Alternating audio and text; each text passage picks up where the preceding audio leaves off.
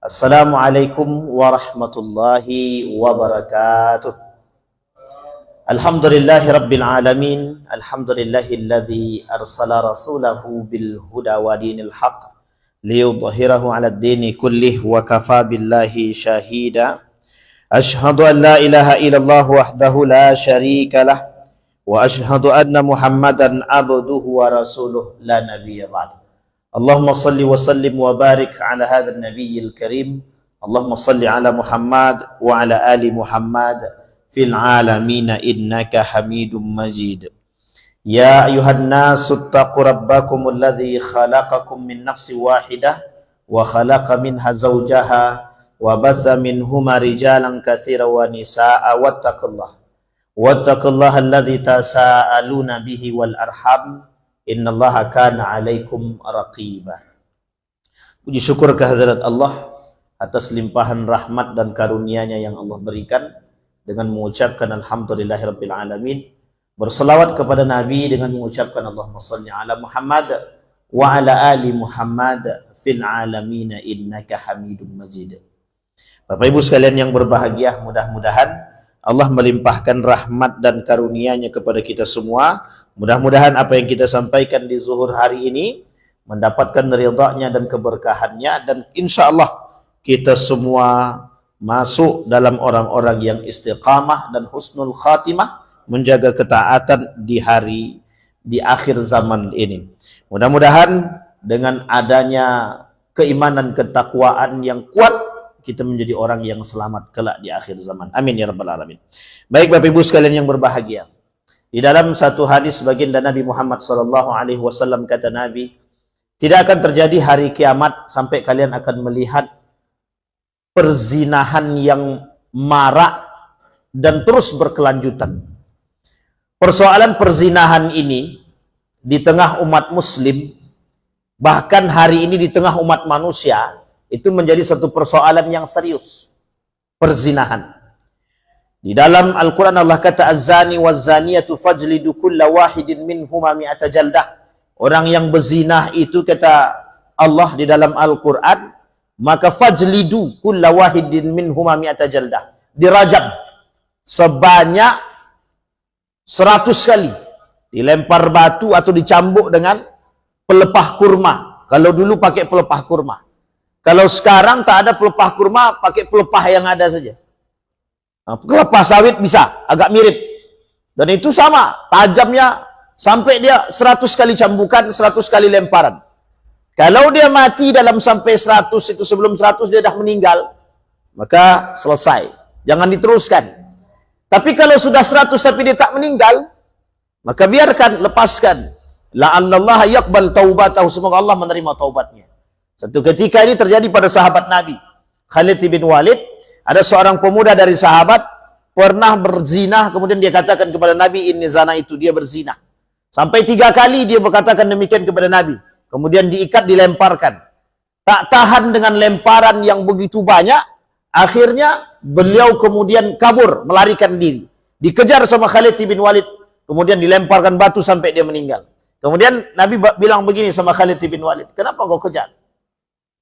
Dia sudah melakukan perbuatan zina, kata Khalid bin Walid. Tapi kemudian kata baginda Nabi, kalau seandainya dia bertobat dan Allah terima taubatnya, maka kita termasuk orang yang berdosa. Artinya apa? Nabi ingin sampaikan, ada peluang bagi orang yang ingin bertobat, silahkan. Ada orang yang melakukan perbuatan yang tidak baik sebagai aibnya, tapi ketika dia datang kepada Allah, pasti Allah buka pintu maafnya. Nah, di akhir zaman, persoalan perzinahan itu akan mengalami perubahan. Dulu zinah itu, atau berhubungan badan, atau lebih tepatnya PSK dan lain sebagainya, itu sembunyi-sembunyi. Kalau sekarang terang-terangan. Kalau dulu di tempat yang sangat tersembunyi, orang tidak tahu. Tapi sekarang tidak. Semua bisa akses. Di mana? Internet. Makanya ada namanya PSK online. Ada namanya, apa namanya itu? Prostitusi online. Mereka bisa pesan lewat online dan lain sebagainya. Nah, ini posisi yang terjadi hari ini. Posisi yang kemudian marak perzinahan seperti ini.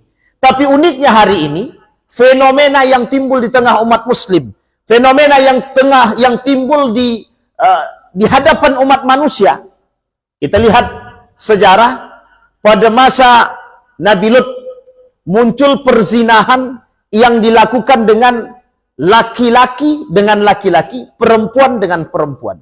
Bagaimana ancaman Allah datang bagi mereka? Allah bumi hanguskan, Allah hancurkan, Allah laknat, Allah sikat mereka, Allah kasih mereka ujian, cobaan, azab, kemurkaan Allah.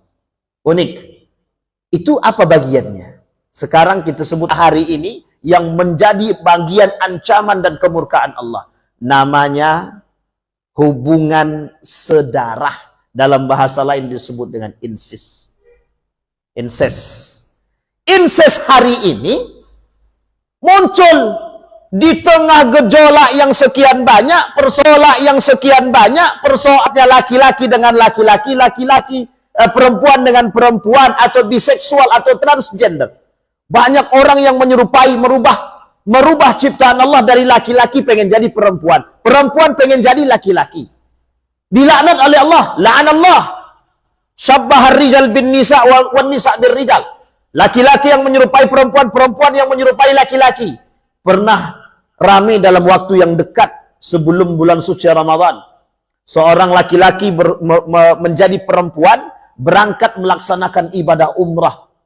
Uniknya, di sana seharusnya dia jadi laki-laki tapi dia bergabung dengan perempuan.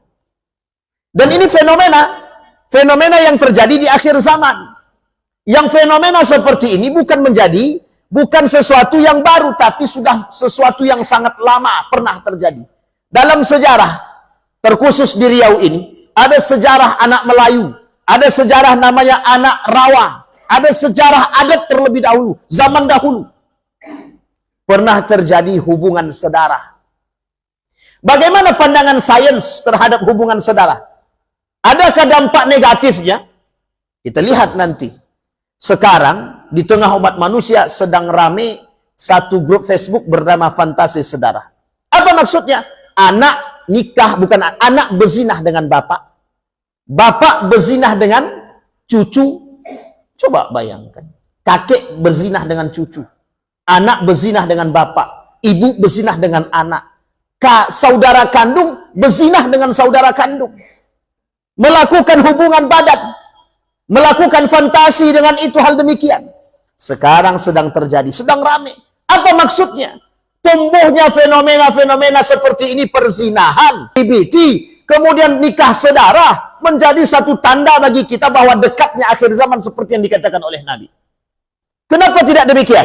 Kenapa demikian terjadi? Karena manusia hari ini sedang hilang akal.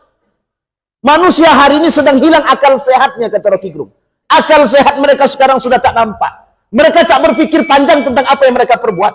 Kita lihat apa ancaman, apa hukuman dari Allah bagi mereka yang melakukan hubungan sedara. Ancamannya apa? Allah laknat mereka. Orang yang melakukan hubungan sejenis, akal sehat mereka sekarang sudah tak nampak. Mereka tak berpikir panjang tentang apa yang mereka perbuat. Kita lihat apa ancaman, apa hukuman dari Allah bagi mereka yang melakukan hubungan sedara. Ancamannya apa? Allah laknat mereka. Orang yang melakukan hubungan sejenis, ancamannya apa? Allah laknat mereka. Orang yang melakukan hubungan sejenis, LGBT, Nabi Lut, Allah ancam, Allah laknat, Allah bumi hanguskan, Allah kasih murka, Allah kasih azab. Bagaimana dengan orang yang nikah saudara? Hurrimat alaikum ummahatukum wa banatukum wa ummahatukum wa akhwatukum. Diharamkan bagi kalian menikahi, berhubungan badan dengan saudara kandung, dengan saudara, dengan kakek, dengan nenek, dengan ibu. Itu diharamkan.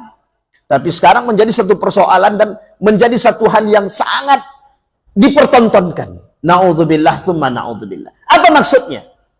Berhati-hatilah ketika kemungkaran dan fahsya yang seperti ini disampaikan oleh Nabi. Di dalam riwayatnya ada 5 setidaknya yusaku an la taqumas sa'ah, kata Nabi. Ada 5 kejadian tanda akhir zaman. Kalau sudah kalian temukan 5 tersebut, kata Nabi, berarti tandanya akhir zaman mulai dekat. Yang pertama, ilmu diangkat.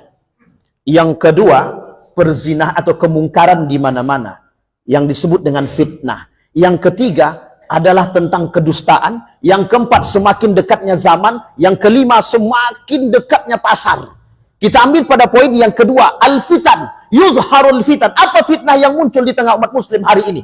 Sebagai tanda datangnya hari kiamat, kemungkaran yang tersebar di mana-mana. Apa kemungkaran? Apa kekejiannya? Perzinahan, khamarnya. Ini perbuatan keji semua. Bayangkan berada di tengah umat muslim, bagian daripada cobaan terhadap umat muslim di akhir zaman. Muncul orang-orang yang suka berzinah di tengah jalan, orang-orang yang bebas berpelukan dengan laki-laki dan perempuan tanpa rasa malu. Muncul orang-orang yang suka sesama jenis. Uniknya hari ini muncul orang-orang yang suka dengan saudara kandung. Anak suka dengan ibu, ibu suka dengan anak. Pernah terjadi. Pernah terjadi. Salah satunya di daerah Gorontalo juga pernah terjadi. Saya lupa nama sukunya. Mereka pernah menikah sama saudara. Seorang adik laki-laki perempuan dinikahi oleh laki-laki, saudara kandung dia laki-laki. Sekarang kita lihat apa dampak daripada nikah saudara dan kenapa diharamkan. Satu ketika seorang peneliti melakukan penelitian tentang nikah sesama saudara, anak yang dihasilkan mayoritas cacat. Anak yang dihasilkan mayoritas cacat. Para peneliti mengambil kesimpulan, ini alasan kenapa Allah mengharamkan nikah sesama saudara. Tapi dalam riwayat yang lain, nikah sesama sepupu tak ada masalah. Baik sebelah ayah maupun sebelah ibu tidak ada masalah. Dan jika ada penelitian mengatakan menghasilkan nikah sepupu bisa menghasilkan cacat, itu sebenarnya bagian kecil daripada penelitian. Tapi yang tersebut diharamkan oleh Allah nikah sama saudara, mayoritas penelitian menemukan orang yang menikah sesama saudara hasilnya tidak baik. Ada anak yang cacat, ada anak yang tidak berkecukupan, ada anak yang tidak sempurna dan lain sebagainya. Uniknya karakter yang dihasilkan tidak baik. Karakter yang dihasilkan menyerupai karakter binatang. Maka ini diharamkan. Kenapa begitu? Karena binatang yang melakukan perbuatan demikian. Yang melakukan perbuatan demikian adalah binatang yang suka sesama saudara. Itu terjadi perzinahan saudara ini. Nah, yang terakhir ada fenomena muncul di tengah umat manusia hari ini. Manusia berzinah dengan boneka dan binatang.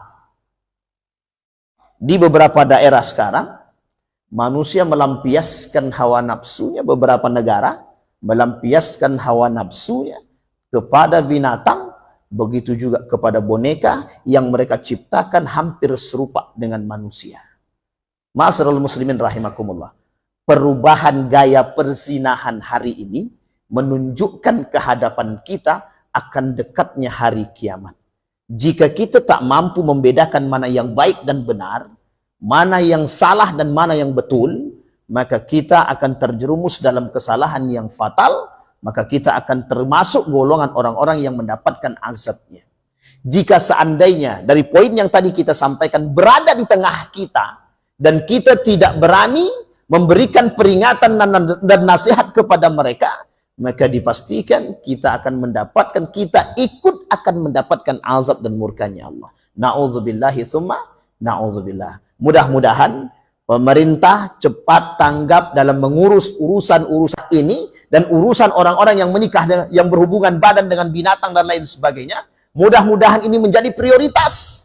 Karena yang kita takutkan adalah azabnya Allah yang datang kepada negara, kepada satu kaum yang melakukan perbuatan-perbuatan yang tidak Allah sukai. Fa'tabiru ya ulil absar la'allakum tuflihun. Assalamualaikum warahmatullahi wabarakatuh.